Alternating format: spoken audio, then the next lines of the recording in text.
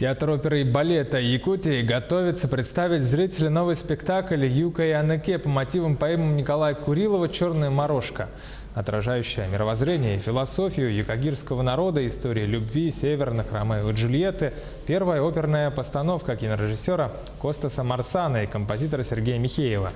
Сегодня на сцене театра состоялся генеральный прогон спектакля. Премьера состоится 18 и 20 декабря.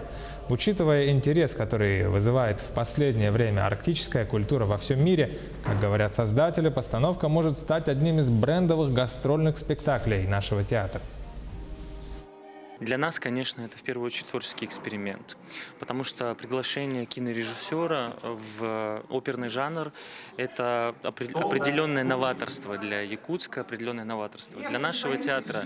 И, конечно, вот такое совмещение, такая попытка коллаборации с другим видом искусства, с другим видом режиссера – это всегда очень интересно. Мы надеемся, что этот спектакль принесет нам полные залы, будет востребован зрителям, и то, что этот спектакль найдет отклик в сердцах людей.